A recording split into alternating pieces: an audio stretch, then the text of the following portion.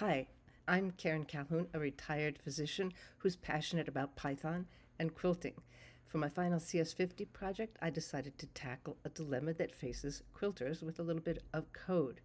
If you're new to quilting, don't worry. There's a section in my README, Quilting for Digital Natives. So here, the problem, it's hard to figure out the size of fabric square you need to make continuous strip binding. You can use a lookup table, think about the size of the width of the binding, the perimeter, go out here and figure it out. This one shows you how to calculate it, but a lot of quilters don't really like sitting down to do math. This one will calculate it for you, but the page is very cluttered and it's a little bit hard to find where to put your input. So a better option is a single-purpose app with a clear interface. You input the length of the width of the binding and the desired width, and out comes the size of the fabric square you need.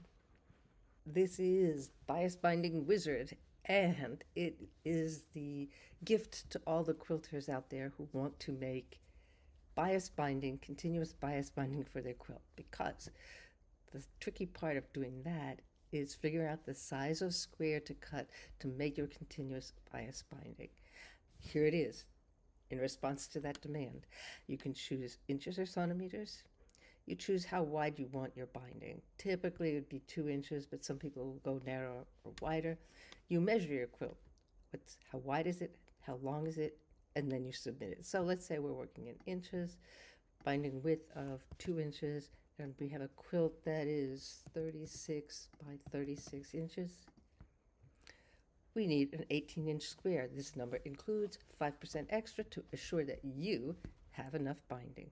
Thank you and happy quilting.